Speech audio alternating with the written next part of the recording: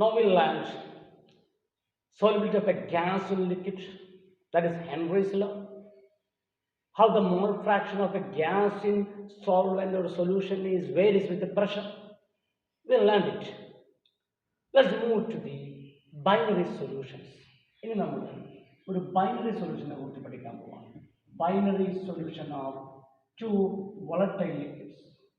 Two volatile liquids. നന്നായിട്ട് മനസ്സിലാക്കുക. We are considering two volatile liquids. What is volatile liquids? അല്ലേ? അപ്പോൾ liquids എന്ത് ചെയ്യും? It evaporate. അപ്പോൾ രണ്ട് ലിക്വിഡ്സ് ഉണ്ട്, രണ്ട് കോമ്പണൻ്റേ ഉള്ളൂ. ബൈനറി സൊല്യൂഷൻ ആണ്, ഒരു സൊല്യൂട്ടും ഒരു സോൾവെൻറ്റും. ആ സൊല്യൂട്ടും സോൾവെൻറ്റും എന്താണ്? വോളറ്റൈൽ ലിക്വിഡ്സ് ആണ്. അങ്ങനെയുള്ള ഒരു ബൈനറി സൊല്യൂഷനെ നിങ്ങൾ കൺസിഡർ ചെയ്യും. നോക്കൂ, അങ്ങനെ നമ്മൾ കൺസിഡർ ചെയ്യാം. അപ്പം എ എന്ന സോൾവെൻറ്റും ബി എന്ന ഒരു സൊല്യൂട്ടും ഉണ്ട്. These two are volatiles. അപ്പോൾ നമുക്കറിയാം ഇവ എന്ത് ചെയ്യും? എ മോളിക്യൂൾസ് വേപ്പർ ഫേസിൽ കാണാം, ബി മോളിക്യൂൾസും വേപ്പർ ഫേസിൽ കാണാൻ പറ്റും. രണ്ട് വോളറ്റൈലാണ്. എങ്കിൽ this vapour molecules exert some pressure in the surface of the liquid which is in equilibrium with the vapor. That exerted pressure is known as vapor pressure. അതിനെ നമ്മൾ vapour pressure എന്ന് പറയും. നമുക്ക് പറഞ്ഞാൽ ക്ലിയർ ആവും അല്ലേ? അപ്പം എന്താ വേപ്പർ പ്രഷർ എന്ന് പറഞ്ഞാൽ the molecules in the vapor phase exerting some pressure in the surface of the liquid which is in contact with the vapor or in equilibrium with the vapor. Such pressure is known as vapor pressure. അപ്പോൾ ഇവിടെ അനുഭവപ്പെടുന്ന vapour pressure എന്ന് പറയുന്നത് A മോളിക്യൂളും B മോളിക്യൂളും കൂടി കൊടുക്കുന്ന പ്രഷറാണ്. അതാണ് total vapour pressure എന്ന് പറയുന്നത്. എങ്കിൽ എൻ്റെ ചോദ്യം, അങ്ങനെയാണെങ്കിൽ എ എക്സേർട്ട് ചെയ്യുന്ന പ്രഷറിനെ നമുക്ക് partial vapour pressure of A എന്ന് പറഞ്ഞൂടെ?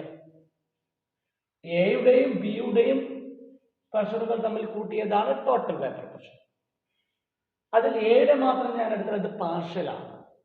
So the pressure exerted by the A molecule is the partial vapor pressure of A, and the pressure exerted by the B molecule is partial vapor pressure of B. എന്നായി മനസ്സിലാക്കാം. അപ്പോൾ എയുടെ partial vapour pressure ഞാൻ P A എന്നും ബിയുടെ partial vapour pressure ഞാൻ P B എന്നും represent ചെയ്തു. എങ്കിൽ എ ചെലുത്തുന്ന ഈ പ്രഷർ, ഈ partial pressure of A which depends on which factor, അത് എന്തിനാണ് ഡിപ്പെൻഡ് ചെയ്യാം? ഒന്ന് ആലോചിച്ച് നോക്കൂ. എയുടെ മോളിക്യൂൾസിന്റെ എണ്ണം ഇവിടെ കൂടിയാൽ, എ മോളിക്യൂൾസിന്റെ എണ്ണം കൂടിയാൽ എ കൊടുക്കുന്ന വേപ്പർ പ്രഷറും കൂടും. അപ്പോൾ partial pressure of A increases with number of molecules in the vapour phase. Vapour ഫേസിലുള്ള എ മോളിക്യൂൾസിന്റെ എണ്ണം കൂടുമ്പോൾ പാർഷ്യൽ പ്രഷർ ഓഫ് എയും ഇൻക്രീസ് ചെയ്യും. എങ്കിൽ എയുടെ എണ്ണം ഇവിടെ കൂടണമെങ്കിൽ സ്വാഭാവികമായിട്ടും സൊല്യൂഷനിൽ എയുടെ എണ്ണം കൂടണ്ടേ? സൊല്യൂഷനിൽ എയുടെ എണ്ണം കൂടിയാൽ മാത്രമാണ് കൂടുതൽ മോളിക്യൂൾ എസ്കേപ്പ് ചെയ്യുള്ളൂ, കൂടുതൽ മോളിക്യൂൾ വേപ്പർ ഫേസിലെത്തുള്ളൂ. കൂടുതൽ മോളിക്യൂൾ വേപ്പർ ഫേസിലെത്തിയാലേ കൂടുതൽ വേപ്പർ പ്രഷർ കൊടുക്കാൻ വേണ്ടി പറ്റുള്ളൂ. അപ്പൊ എനിക്ക് പറയാം, vapour pressure of a is proportional to mole fraction of a in solution. Right? Okay. എങ്കിൽ അതേപോലെ ബിയും പാർഷ്യൽ പ്രഷർ ഓഫ് ബി എന്ന് പറയുന്നത് ഇത് ഈ ബി മോളിക്യൂൾ ഇവിടെ കൊടുക്കുന്ന ബലമാണ്, പ്രഷറാണ്. Partial pressure of B increase ചെയ്യണമെങ്കിൽ ബിയുടെ മോളിക്യൂൾസിന്റെ എണ്ണം, വേപ്പർ ഫേസിലുള്ള മോളിക്യൂൾസിന്റെ എണ്ണം ഇൻക്രീസ് ചെയ്യണം. ബിയുടെ എണ്ണം ഇവിടെ ഇൻക്രീസ് ചെയ്യണമെങ്കിൽ കൂടുതൽ ബി സൊല്യൂഷനിൽ ഉണ്ടാവണം. ക്ലിയർ ആവുന്നുണ്ടല്ലോ? കൂടുതൽ ബി സൊല്യൂഷനിൽ ഉണ്ടാവണം. അപ്പൊ എനിക്ക് ഇതേപോലെ എഴുതാം, partial pressure of B is directly proportional to the mole fraction of B in solution. This is known as Raoult's law. ഇതിനെ നമ്മൾ Raoult's law എന്ന് പറയാം. So what is Raoult's law? It states that partial pressure of a component is directly proportional to the mole fraction of that component in solution. In the case of a binary solution of two volatile liquids. പ്രത്യേകം മനസ്സിലാക്കാം. ഇതാണ് റൗൾട്ട്സ് law എന്ന് പറയുന്നത്. അപ്പോൾ ഇവിടെ കൃത്യമായി ഞാൻ എഴുതാണ്, P A is proportional to chi A and P B is proportional to chi B. അപ്പോൾ എനിക്ക് ആ ഇക്വേഷൻ ഒന്ന് മാറ്റി എഴുതാം. നോക്കൂ, a proportional design ഞാൻ മാറ്റാം. That is PA is equal to PA0 into chi A. Similarly, I can write PB is equal to PB0 into chi B. This is the equation of Raoult's law. What is PA0? PA0 is the vapor pressure of pure solvent. Vapor pressure of pure solvent. Vapor pressure of pure solvent. Chi A mole fraction of the component. PA is the this PA partial vapor pressure. Okay, അങ്ങനെയാണെങ്കിൽ എന്താണ് total pressure എന്ന് പറയുന്നത്? എന്തായിരിക്കും total pressure? P total is equal to, what is P total? P total is equal to, according to Dalton's partial pressure theory, total pressure is equal to PA plus P. So I can write P total is equal to PA0 chi A plus PA0 PB0 chi B. P total is equal to PA0 chi A plus PB0 chi B. I can expand this, so you will get PA0 minus PA0 chi B plus PB0 chi B. That is, I can write P total is equal to PA0 plus PB0 minus PA0 into chi B. This is a relation of total vapor pressure or Raoult's law. From this equation, we can say the total vapor pressure over the solutions linearly varies with the mole fraction of a component. Mole fraction maariya pressure total maru. So from this equation we can conclude that the total pressure over the solution is linearly vary with the mole fraction of any component. So component 2 ആണ് ഇവിടെ എഴുതിയിട്ടുള്ളത്. So component 2 linearly vary ചെയ്യും. ഇനി നമുക്ക് വേറെ equation നോക്കുന്നത്, that also the total vapor pressure is dependent upon the vapor pressure of pure components, pure solvents, P10 and PA0 and PP0. It is vary with the mole fraction of component. It also varies with the mole fraction of the components 1 or 2. This is the information we are getting from this equation. About total vapor pressure എന്ന് പറയുന്നത്, it depends upon the mole fraction of each component in the solution. ഇതാണ് ആകെ തുക Raoult's law എന്ന് പറയുന്നത്. Partial vapour pressure എടുത്താലും total vapour pressure എടുത്താലും, these two pressures over a solution, whether it is partial vapor pressure or total vapor pressure, it is depends upon the mole fraction of each component in the solution. ഇതാണ് Raoult's law. Clear ആയല്ലോ? To discuss the graphical representation of Raoult's law. നോക്കൂ, നിങ്ങൾ ബോർഡിലോട്ട് നോക്കൂ. ഇതാണ് Raoult's lawയുടെ graphical representation എന്ന് പറയുന്നത്. ഞാൻ explain ചെയ്യാൻ നോക്കൂ. ഇതാണ് ഇവിടെ നോക്കൂ, ഇതാണ് PA. അപ്പോൾ chi A is equal to 1, chi B is equal to 0. അപ്പോൾ A മാത്രമേ ഉള്ളൂ. മോൾ ഫ്രാക്ഷൻ ഓഫ് A ഉണ്ട്, മോൾ ഫ്രാക്ഷൻ ഓഫ് B 0 ആണ്. അപ്പോൾ ഒരു കോമ്പോണന്റ് മാത്രമുള്ള സിസ്റ്റമാണ്. അതിൻ്റെ വേപ്പർ പ്രഷർ നമ്മൾ മെഷർ ചെയ്തിട്ടുണ്ട് PA0. അത് ഇത്രയും ഹൈ ആണ്. It is the vapour pressure of A. Vapour pressure of A, that is pure solvent എയുടെ വേപ്പർ പ്രഷർ. ഇനി അതിലോട്ട് ഞാൻ B ആഡ് ചെയ്യാം, chi B ആഡ് ചെയ്യാം. മോൾ fraction of chi B, mall fraction of chi B അങ്ങോട്ട് നമ്മൾ കൂടി വരാം, ആഡ് ചെയ്യാൻ പോകാം. അപ്പോൾ ഞാൻ chi B ആഡ് ചെയ്യുന്നു, സൊല്യൂട്ട് ഞാൻ ആഡ് ചെയ്യാണ്. അങ്ങനെ ആഡ് ചെയ്യുമ്പോൾ എന്താ സംഭവിക്കുക? അങ്ങനെ ആഡ് ചെയ്യുമ്പോൾ വേപ്പർ പ്രഷർ കുറയും. വേപ്പർ പ്രഷർ കുറഞ്ഞ് വരുന്നു. അല്ല, വേപ്പർ പ്രഷർ കുറഞ്ഞ് വരികയാണ്. നമ്മളിത് കുറച്ചുകൂടെ കൃത്യമായിട്ട് പഠിക്കും. ഇപ്പോൾ ഒന്ന് മനസ്സിലാക്കാം, ഇത് ആഡ് ചെയ്യുമ്പോൾ വേപ്പർ പ്രഷർ കുറയും. അപ്പോൾ ഇങ്ങനെ എത്തിയപ്പോൾ ഇവിടെ മൊത്തം എന്തായി? ഇതാണ് വേപ്പർ പ്രഷർ കുറയുന്ന ഗ്രാഫാണ്. അല്ല, കുറഞ്ഞ് വരുന്നു. ഓക്കെ, അതാണ് PA, vapor pressure of the solution. So vapor pressure of the solution decreases when you add some solute. പ്രധാനപ്പെട്ട പോയിന്റ്. ഇനി തിരിച്ചു നോക്കൂ, ഇവിടെ B മാത്രമേ ഉള്ളൂ, A ഇല്ല. അപ്പോൾ അതിൻ്റെ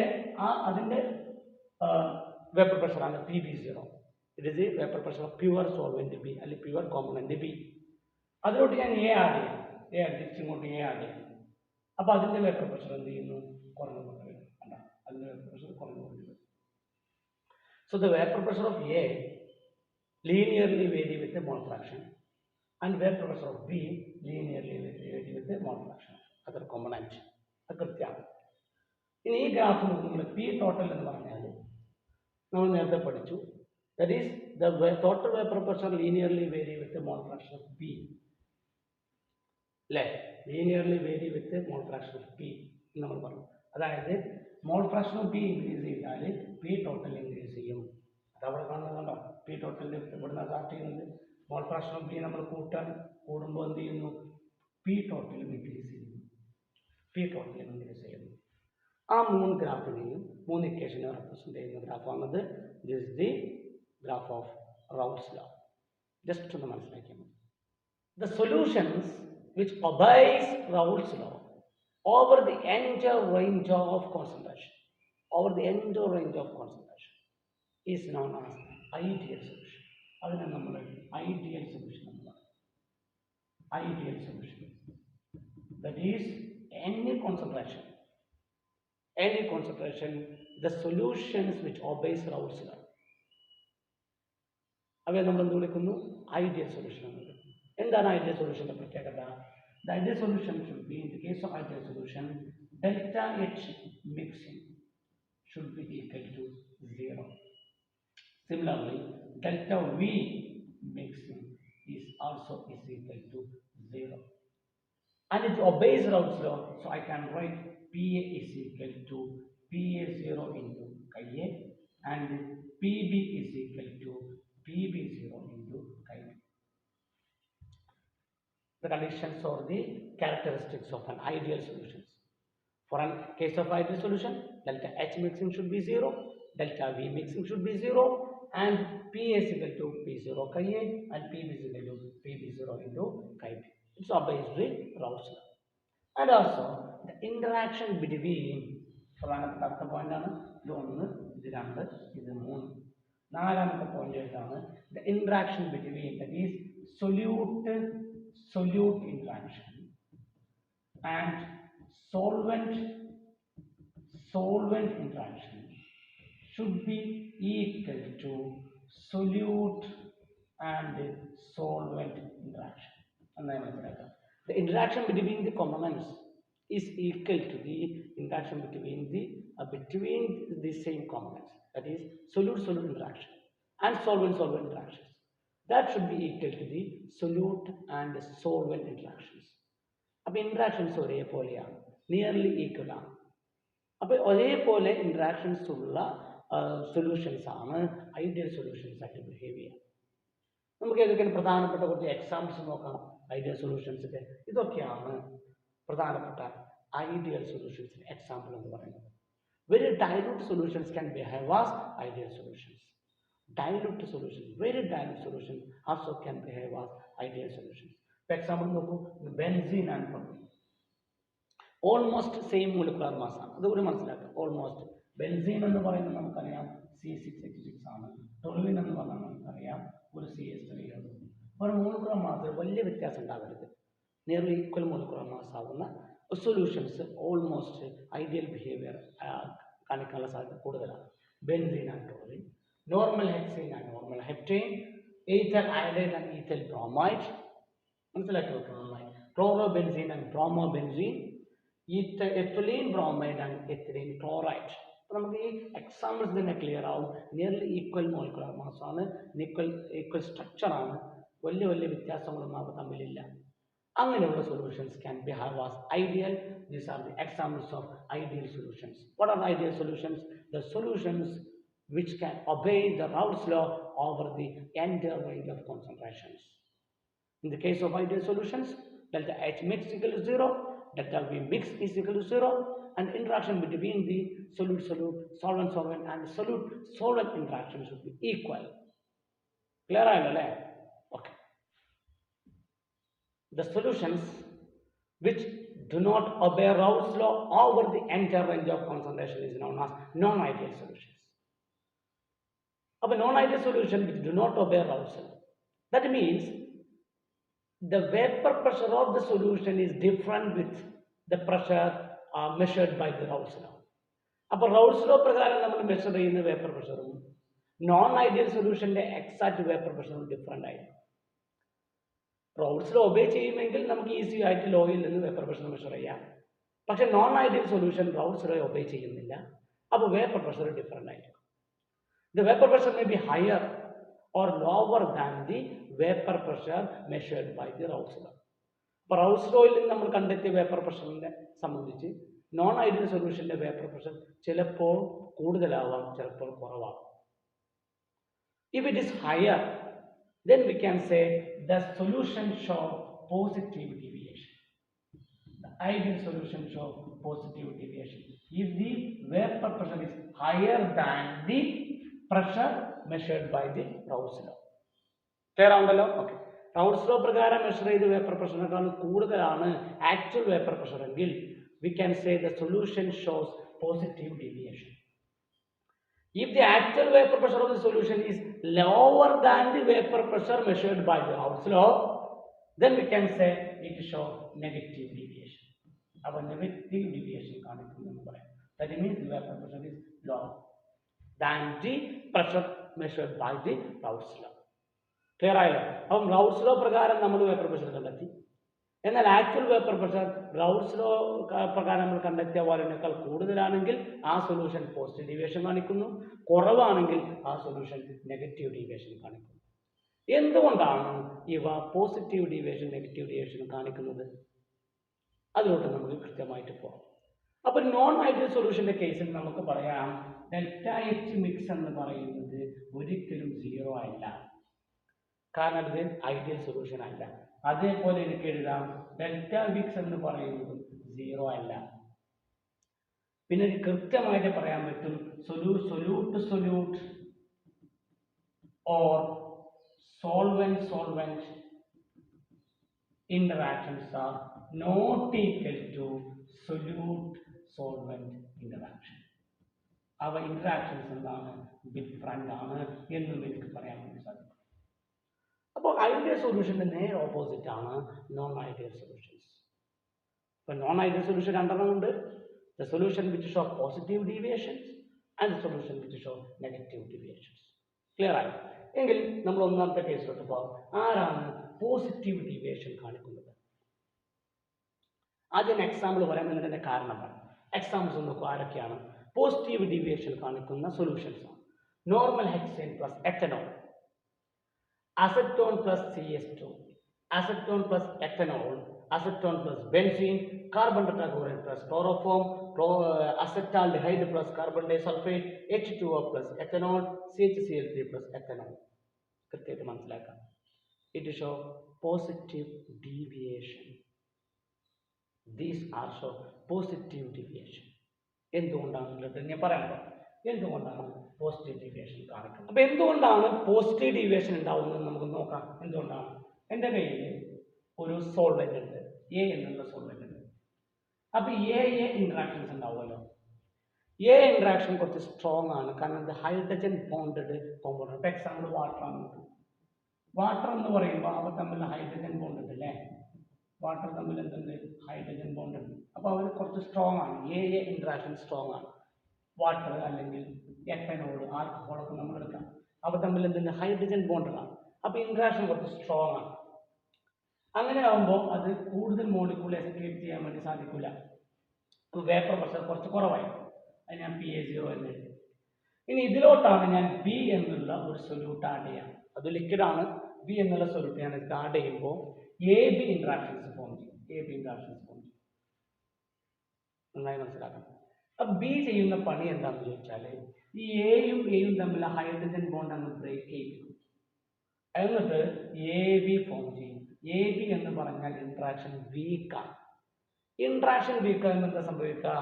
ഇൻട്രാക്ഷൻ വീക്കാകുമ്പോൾ കൂടുതൽ മോളിക്യൂൾ എസ്കേപ്പ് ചെയ്യാൻ തുടങ്ങും. കാരണം ഇൻട്രാക്ഷൻ വീക്കല്ലേ. അപ്പോൾ എ മോളിക്യൂളും ബി മോളിക്യൂളും ഒക്കെ ഇവിടെ എത്താൻ തുടങ്ങും. അങ്ങനെ വേപ്പർ ഫേസിൽ മോളിക്യൂൾസ് എണ്ണം കൂടിയാൽ എന്താ സംഭവിക്കുക? വേപ്പർ പ്രഷർ കൂടും. So it show positive deviations. So why it show positive deviation? Because the solvent solute interaction, because the solvent solute interaction, നമ്മളിവിടെ പറഞ്ഞ AB interaction is weaker weaker than solute to solute and solvent interactions and solvent interactions. നന്നായിട്ട് മനസ്സിലാക്കി വെക്കുക. അപ്പം solvent solute interactions week ആയാൽ കൂടുതൽ സൊല്യൂഷനിൽ നിന്ന് കൂടുതൽ മോളിക്യൂൾ എസ്കേപ്പ് ചെയ്യാൻ തുടങ്ങും. അപ്പോൾ വേപ്പർ പ്രഷർ കൂടുന്നു. This is the cause of positive deviations. അപ്പോൾ പോസിറ്റീവ് ഡീവിയേഷന്റെ കേസിൽ നമുക്ക് കൃത്യമായിട്ട് പറയാൻ പറ്റും ഡെൽറ്റ എച്ച് മിക്സ് എന്ന് പറയുന്നത് ഗ്രേറ്റർ ദാൻ 0 ആയിരിക്കും, ഡെൽറ്റ ബി മിക്സ് എന്ന് പറയുന്നത് ഗ്രേറ്റർ ദാൻ 0 ആയിരിക്കും. അതേപോലെ P A should be greater than PA0 into Ka and PB is greater than PB0 into Kp. നന്നായിട്ട് മനസ്സിലാക്കുക. ഇതാണ് positive deviations, non ideal solutions. And graphically we can represent this like this. നോക്കൂ, ഇവിടെ K1 0 ആണ്. P1ന്റെ റൗൾസ് ലോന്റെ ഗ്രാഫാണ് dot line വെച്ചിട്ടുള്ളത്. അത് എന്തിന്റെ graph? Raoult's ideal സൊല്യൂഷന്റെ ഗ്രാഫ്. എങ്കിൽ ഇത് നോക്കൂ, ഈ വരച്ചിരിക്കുന്നതാണ്, ഇങ്ങനെ വരച്ചിരിക്കുന്നതാണ് പോസിറ്റീവ് ഡീവിയേഷൻ വരുമ്പോഴുള്ള മാറ്റം. ഇതാണ് ആക്ച്വൽ ഗ്രാഫ്, അതിനേക്കാൾ കൂടുതലാണ്. ഇതാണ് P2ന്റെ ഗ്രാഫ്, അതിനേക്കാൾ കൂടുതലാണ്. കണ്ടോ, ഇതാണ് പോസിറ്റീവ് ഡീവിയേഷൻ കാണിച്ച ഗ്രാഫ്. ഇങ്ങനെയാണ് പി ടോട്ടലിന്റെ ഗ്രാഫാണത്.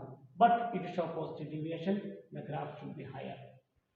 കുറച്ച് കൂടുതലായിട്ട് ഇങ്ങനെയാണ് പോസിറ്റീവ് ഡീവിയേഷന്റെ ഗ്രാഫ് റെപ്രസെന്റ് ചെയ്യുക. ക്ലിയർ ആയില്ലേ?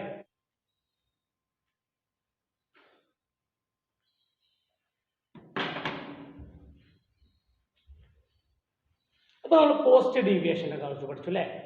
ഇനി ചിലപ്പോൾ vapour pressure of the solution may be lower than the vapour pressure measured by the Raoult's law. അവയെ നമ്മൾ നെഗറ്റീവ് ഡീവിയേഷൻ എന്ന് പറയും. അപ്പോൾ നെഗറ്റീവ് ഡീവിയേഷൻ ഉണ്ടാവാനുള്ള കാരണത്തെ ഒന്ന് ആലോചിച്ച് നോക്കൂ. എൻ്റെ കയ്യിൽ നേരത്തെ ഞാൻ പറഞ്ഞ പോലെ അതേ എക്സ്പ്ലനേഷൻ നോക്കാം. എ എന്നൊരു സോൾവെന്റ് ഉണ്ട്, അപ്പോൾ എ ഇൻട്രാക്ഷൻ ഉണ്ട്. എ ഇൻട്രാക്ഷൻ എന്ന് കൂട്ടാം. എ ഇൻട്രാക്ഷൻ എന്ന് പറയുന്നത് വീക്കാണെന്ന് കരുതുകയുള്ളൂ. ഇൻട്രാക്ഷൻ വീക്കാണ്. അപ്പോൾ കൂടുതൽ മോളിക്യൂൾസ് എന്ത് ചെയ്യും? എസ്കേപ്പ് ചെയ്യും. അപ്പോൾ അതിൻ്റെ വേപ്പർ പ്രഷർ PA0 അത്യാവശ്യം നല്ല എമൗണ്ടിലാണ് കൂട്ടുക. ഇനി ഞാൻ ഇതിലോട്ട് ബി എന്നുള്ളൊരു സൊല്യൂട്ട് ആഡ് ചെയ്തു. അത് വോളറ്റൈൽ ലിക്വിഡ് തന്നെയാണ്. അത് ആഡ് ചെയ്തപ്പോൾ സംഭവിച്ചു AB ഇൻട്രാക്ഷൻസ് ഫോം ചെയ്തു. പക്ഷേ AB ഇൻട്രാക്ഷൻസ് എന്ന് പറയുന്നത് സ്ട്രോങ് ആണ്, അവർക്കൊരു ഹൈഡ്രജൻ ബോണ്ട് ഫോം ചെയ്യാനുള്ള സാധ്യത കൂടുതലാണെന്ന് കൂട്ടാം, എയും ബിയും തമ്മിൽ. അപ്പം ഈ ഇൻട്രാക്ഷൻ സ്ട്രോങ് ആയി കഴിഞ്ഞാൽ നേരത്തെ ഇവിടെ നിന്ന് എസ്കേപ്പ് ചെയ്തതുപോലെ ഇവിടെ നിന്ന് രക്ഷപ്പെടാൻ വേണ്ടി പറ്റില്ല. Because AB interaction is strong. അപ്പോൾ വേപ്പർ ഫേസിലുള്ള മോളിക്യൂൾസിൻ്റെ എണ്ണം കുറയും. വേപ്പർ ഫേസിലുള്ള മോളിക്യൂൾസിൻ്റെ എണ്ണം കുറഞ്ഞാലോ വേപ്പർ പ്രഷർ കുറയും. അപ്പോൾ ഇവിടെ എന്താ സംഭവിച്ചത്? The negative deviation is due to the അതിന്റെ കോസ് എന്താണ്? The solute solvent interaction is stronger than solute to solute and solvent interaction. Solute to solute and solvent interaction. അപ്പോൾ solute to solute അല്ലെങ്കിൽ solvent interactions കാളും strong ആണ് solute to solvent interactions. അങ്ങനെ വരുമ്പോൾ കൂടുതൽ molecule escape ചെയ്യില്ല, vapour ഫേസിലുള്ള mole fraction കുറയും. Vapour ഫേസിലുള്ള mole fraction കുറഞ്ഞാൽ vapour pressure കുറയും. This is negative deviations. അപ്പോൾ നെഗറ്റീവ് ഡീവിയേഷൻ്റെ കേസിൽ എനിക്ക് പറയാം ഡെൽറ്റ എച്ച് മിക്സ് എന്ന് പറഞ്ഞാൽ ലെസ് ദാൻ 0 ആണ്, അഥവാ നെഗറ്റീവ് ആയിരിക്കും. അതേപോലെ ഡെൽറ്റ വി മിക്സ് എന്ന് പറഞ്ഞാൽ ലെസ് ദാൻ 0 ആണ്, നെഗറ്റീവ് ആയിരിക്കും. ഡെൽറ്റ എച്ച് മിക്സ് നെഗറ്റീവ് എന്ന് പറഞ്ഞാൽ എക്സോതെർമിക് റിയാക്ഷൻ ആണ് എന്നർത്ഥം. അപ്പോൾ എനിക്ക് പി എ എഴുതാം. P A should be less than PA0 Ka and PB less than PB0 Kb. This is all about the negative deviation. Non-ideal solutions show negative deviation. പ്രധാനപ്പെട്ട examples നമുക്ക് നോക്കാം. Examples നോക്കൂ. H2O and HCl. So there is a possibility forming hydrogen bond between H2O and also H2O. And CH3OH and acetic acid. H2 and HNO3, chloroform and acetone, phenol and aniline. These are the famous examples which show negative deviations. Example very important ആണ്. കൃത്യമായിട്ട് തന്നിരിക്കുന്ന examples മുഴുവൻ പഠിച്ചിരിക്കണം. ആരൊക്കെയാണ് positive deviation കാണിക്കുക, ആരൊക്കെയാണ് negative deviation കാണിക്കുക, കൃത്യമായിട്ട് പഠിച്ചിരിക്കണം. ക്ലിയർ ആണല്ലോ? ഓക്കെ. ഇനി അതിൻ്റെ ഗ്രാഫ് നോക്കാം. ഗ്രാഫ് കണ്ടോ? ഈ ഡോട്ടർ ലൈൻ ആണ് ആക്ച്വൽ ഗ്രാഫ്, ഐഡിയൽ സൊല്യൂഷൻ്റെ ഗ്രാഫ് എന്ന് പറയുന്നത്.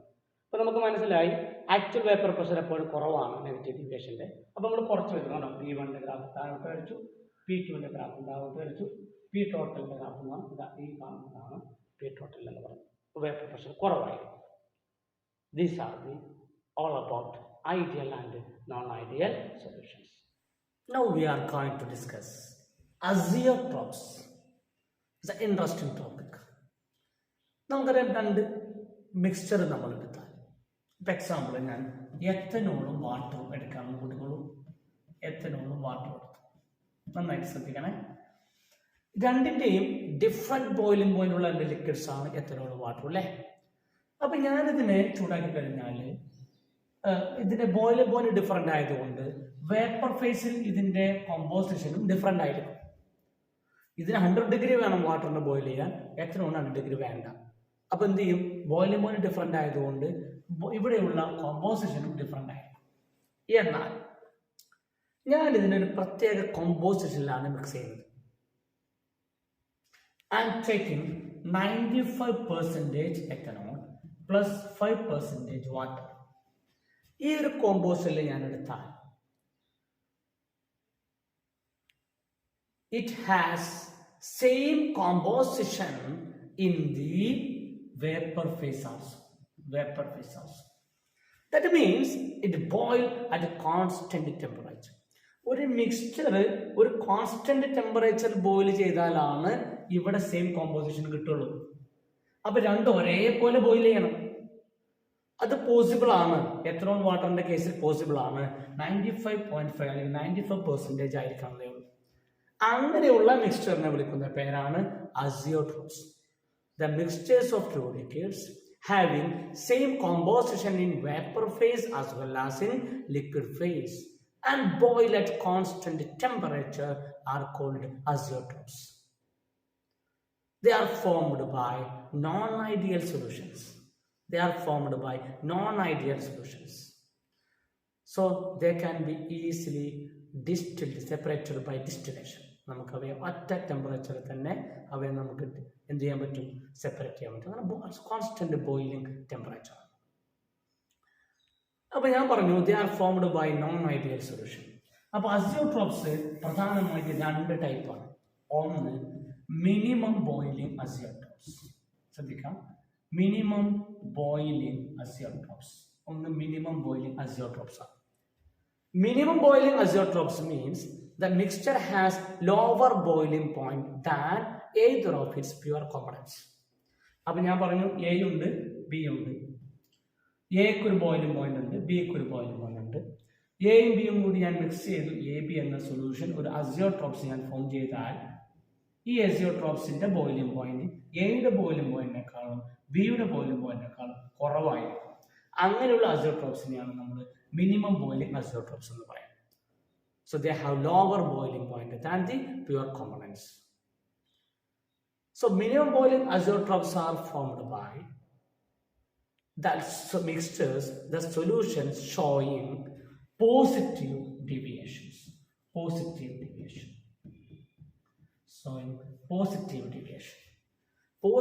deviation കാണിക്കുന്ന ലിക്വിഡ്സ് ആണ് മിനിമം ബോയിലിംഗ് അസിയോട്രോപ്സ് ഫോം ചെയ്യുന്നത്.